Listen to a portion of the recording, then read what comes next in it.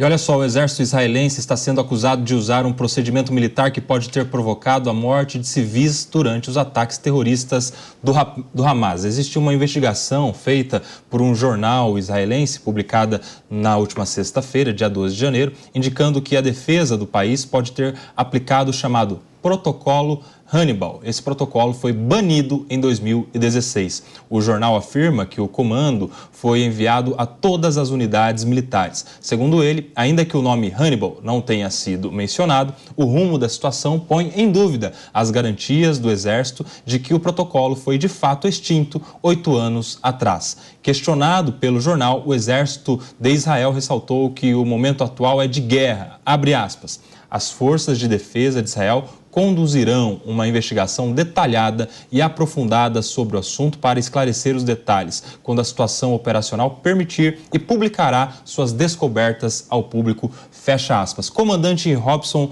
Farinazzo, primeiro, o que é esse protocolo? Por que ele foi banido? E Israel se utilizou desse protocolo?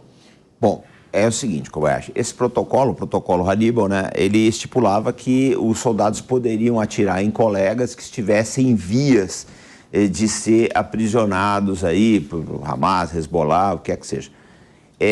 O que acontece? A gente tem que lembrar que houve uma situação muito traumática para Israel alguns anos atrás, que foi o caso do soldado Gilad Shalit. O Shalit ficou 5 anos preso, né, e ele foi trocado por 1.000 prisioneiros. Ele era um garoto na época, devia ter uns 20 anos.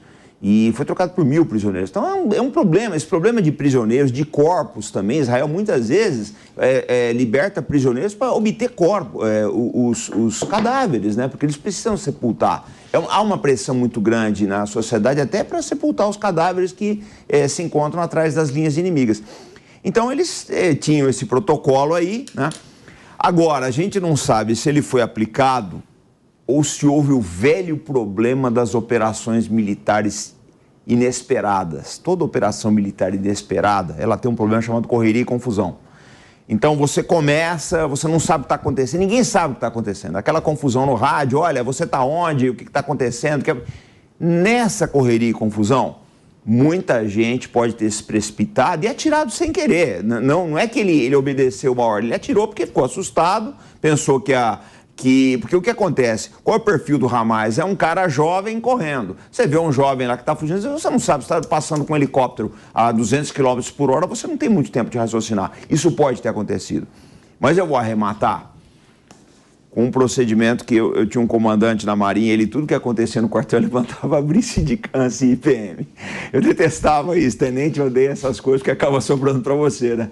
Mas hoje, passados alguns anos, eu vejo que ele tinha razão. Que precisa ser feito em Israel, que eles vão fazer provavelmente, e depois que a guerra acabar, abrir uma série de inquéritos aí, de sindicâncias, para ver o que efetivamente aconteceu, que acho que é o melhor procedimento, né? Agora, esse jornal, o Yediot Aharonot, é um jornal bastante inquisitivo, tá? Eles põem o dedo na ferida mesmo, eles levantam muita coisa que acontece aí, que as autoridades israelenses não gostariam de levar a público.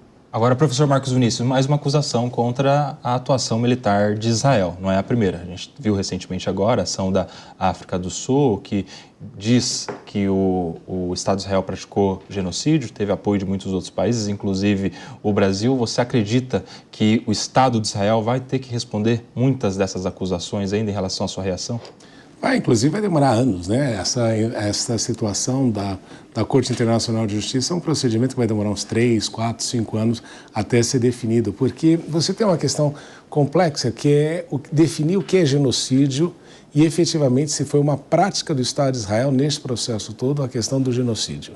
Isso é uma investigação complexa, mas o grande problema nessa situação toda é que coloca o Estado de Israel no banco dos réus, sendo que a Convenção de Genocídio foi feita em razão do Holocausto. Então, internacionalmente, é embaraçoso para Israel ser colocado no banco dos réus justamente de acordo com a Convenção que foi criada em razão daquilo que aconteceu na ocasião com o povo judeu. Então, esse que é a grande problemática que a gente enfrenta nessa situação.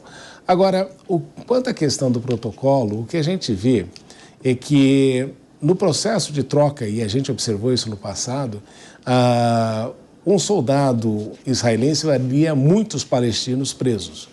Então, toda essa atuação do Netanyahu neste processo era justamente impedir que houvesse uma grande troca entre de palestinos por israelenses, justamente porque seria até incongruente na ação dele fazer com que houvesse aí a liberação de milhares de palestinos neste processo todo em razão da guerra.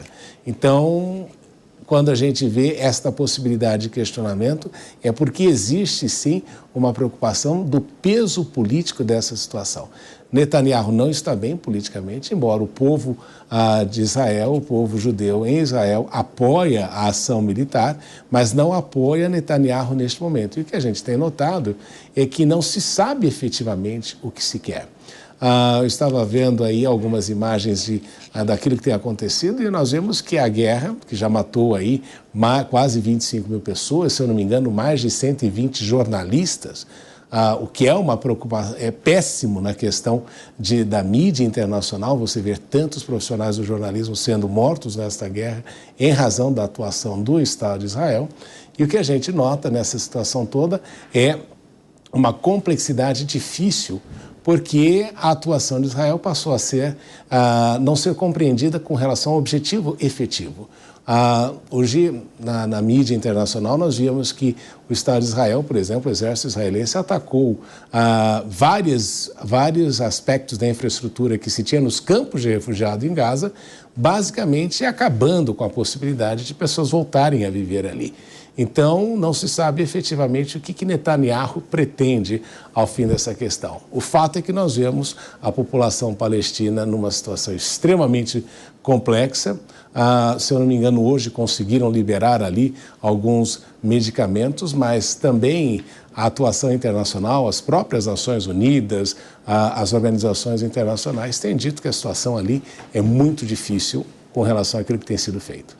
Agora, Fabrício, essa é uma acusação que recai sobre o Estado de Israel, sobre as forças militares, esse protocolo, que segundo esse protocolo que foi banido, eles poderiam ter matado inclusive israelenses para proteger militares israelenses, né? A ideia desse protocolo é proteger os militares, os combatentes de sequestros, é basicamente isso, não é, professor? É você matar, você ter uma atuação sobre o seu inimigo, não importando se ali tiver soldados seus que poderão morrer. Ou seja, podem morrer israelenses. O objetivo é evitar sequestros. Exato. Justamente porque quando você sequestra o prisioneiro de guerra, você tem que fazer a troca.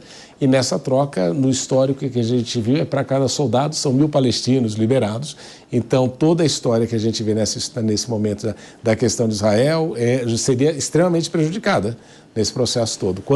A pergunta é quantas vidas vale um soldado, isso é a dificuldade até para o Netanyahu, quantas vidas um soldado israelense vale e quantas vidas uma pessoa resgatada, uma pessoa que foi sequestrada na ação no dia 7 de outubro vale. Isso pode criar um problema até mesmo na própria sociedade israelense. E Fabrício, com essa denúncia, se isso de fato se confirmar, associado ao fato de reféns já terem morrido durante o cárcere, nessa semana a gente teve um vídeo, né, divulgado pelo Hamas anunciando a morte de mais 2 reféns israelenses. Isso vai pressionando também da porta para dentro. O Bibi Netanyahu começa a ser pressionado diante da opinião pública, porque são israelenses que estão morrendo. Como é que fica a situação política interna de Israel? Essa é uma boa pergunta. O professor Marcos Vinícius questionou aqui o que pretende Netanyahu depois da guerra. Eu me pergunto se ele pretende alguma coisa de fato, porque o governo Netanyahu enfrenta muita pressão. Esse segundo governo Netanyahu, ele que já havia sido primeiro-ministro antes, parece ser um governo a nível institucional mais fraco do que o primeiro, sem o apoio popular, sem toda aquela força que o caracterizou ao longo de muitos anos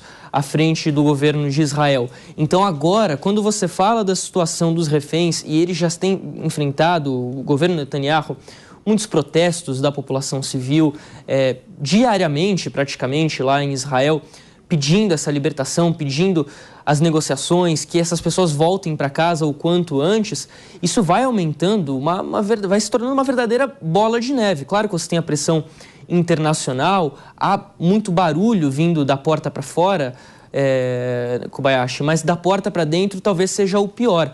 O Netanyahu precisou fazer um governo de coalizão nesse momento de guerra, chamar a criação do gabinete de guerra com membros da oposição, para justamente obter uma espécie de sustentação, porque é uma situação de fato muito delicada. Então, o que ele pretende? Será que, de repente, não é o caso é uma possibilidade dele entregar o cargo após o final desse conflito com o Hamas, supondo que isso tenha um encerramento, pelo menos parcial, em breve, nos próximos meses, digamos assim, acho que é um ponto para a gente questionar. Cada refém que está nas mãos dos grupos terroristas, seja o Hamas, seja a Jihad Islâmica, vale muito, é um capital humano muito grande, muito difícil de você mensurar. Então fica uma situação extremamente delicada, mais uma para Netanyahu, além, claro, de outras questões que vão além da guerra. Ele é acusado de corrupção, ele não vem com a popularidade em alta, perdeu muita força nos últimos anos. Acho que vai ficando numa corda bamba que eventualmente se torna insustentável. Marcelo Favalli, e aí, fim da vida política de Netanyahu? Tá. Essa é a pergunta de $1 milhão, né? Tem o famoso Jeopardy, né? Um programa da TV americana, que a última pergunta valia isso. O modelo foi replicado, né? Qual é o futuro de Benjamin Netanyahu lá para frente? Eu acho que a pergunta que ele se faz quando ele deita, qual que é o futuro político dele amanhã, né? Isso está muito distante. A gente estava falando sobre os soldados que foram feitos reféns, os civis que foram feitos reféns. Existe uma pressão da opinião pública, interna e externa. Porque quando a gente fala do israelense, a gente não pode descartar ou esquecer da diáspora, né? A quantidade de judeus ou descendentes israelenses que estão fora de Israel, que são muito mais numerosos do que aqueles que estão no território, fazem parte de composições sociais muito importantes, a exemplo nos Estados Unidos, aqui mesmo no Brasil, na França, que tem a maior comunidade judaica na Europa, só para citar alguns exemplos. Então essas pressões também vêm de fora. A gente lembra, claro, né, dos civis, a gente lembra dos militares. Esta semana, uma situação comovente / constrangedora, que é a essência dessa pressão. Um bebê de primeiro nome Kfir fez 1 ano como refém, né? Ele também é um dos sequestrados. A família reuniu, fez um parabéns simbólico para o bebê, e isso é óbvio, virou manchete no mundo inteiro, a imagem circulou, e isso cai como uma bomba, não literal, no colo de Benjamin Netanyahu. Para fechar essa questão de Israel, queria voltar para o nosso fio essencial. A gente começou falando de Irã, fomos até o Paquistão, mas a gente não pode esquecer, porque, né, a gente foi chamado para compor essa mesa, para falar do Irã, que é um novo player nessa situação de guerra no Oriente Médio. Houve 3 bombardeios. A gente começou pelo mais recente com o Paquistão, mas também houve uma bomba que caiu no Iraque e outra que caiu na Síria. Como se já não fosse tudo complicado o suficiente, eu trago a vocês mais um componente, o Kurdistão. A gente tem um mapa que mostra aí tudo isso que eu estou falando, né? Os pontos dos bombardeios. De Paquistão a gente já falou, mas também caiu uma bomba em Erbil, que é uma cidade iraquiana, mas que os curdos têm como coração o seu, né, uma capital simbólica, afetiva de um Kurdistão, que é um país que não existe.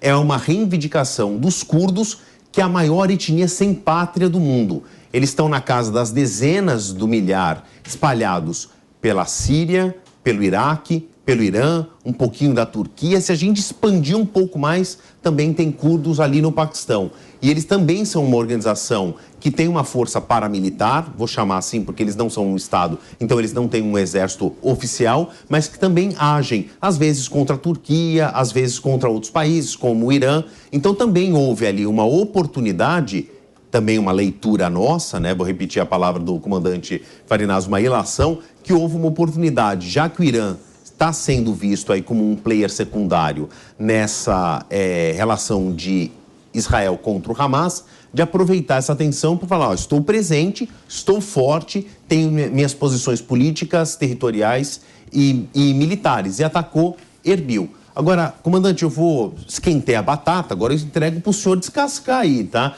Que é o seguinte, o senhor falava da capacidade militar do Irã. De novo, foram alvos, pelas notícias que nós temos, de precisão, né? Foram alvos escolhidos, construções específicas de civis. Aí tem uma correlação que esse alvo em Erbil também poderia abrigar um centro de espionagem dos israelenses, mas foi uma residência escolhida com precisão. Isso dá que recado para o resto do mundo? O Irã está armado, bem armado, e a gente sabe não só em qual residência que a gente quer que o míssil entre, mas também a gente escolhe a janela? Exatamente. Marcelo, a gente tem que lembrar que a relação de Israel com o Kurdistão é antiga, desde os anos 1960, que o serviço de inteligência israelense tinha muita intimidade, pode dizer assim, com a família Barzani no Kurdistão. Eles forneciam, inclusive, guarda-costas para os Barzani. Então, existe todo um trabalho de operações especiais do pessoal do Mossad e outras agências aí de Israel no Kurdistão. Esse bilionário que morreu parece que era um financiador de Israel aí. Agora, o recado do Irã é o seguinte: a gente precisa lembrar que eles não atingiram só a residência desse bilionário. Eles cercaram também o consulado americano com mísseis, não atingiram o consulado. Então, o que eles disseram? Olha, nós acertamos aonde nós queremos acertar, e se a gente não quiser acertar um local e cercar ele com mísseis, a gente tem condições também. E esses mísseis foram lançados a mais de 1.000 quilômetros de distância. Então, eu já falei várias vezes, o Irã tem hoje a melhor força de mísseis balísticos do Oriente Médio. Foi um recado claro, mas o recado não foi apenas para Israel, foi para os Estados Unidos também. Para fechar rapidamente, professor Marcos Vinícius. Não, eu sei que o relacionamento entre Israel e o Kurdistão é antigo e é muito positivo, né? Eu conversei com algumas pessoas, alguns curdos, e eles disseram que viam com especial, com particular atenção aquilo que estava acontecendo em Israel, porque no passado já foram e já atuaram juntos em algumas questões, apesar do Kurdistão não ser um Estado e não ter aí um país, mas foi importante na questão do controle do Estado Islâmico. A gente não pode deixar de eliminar a função importante que eles desempenharam na ocasião do Estado Islâmico.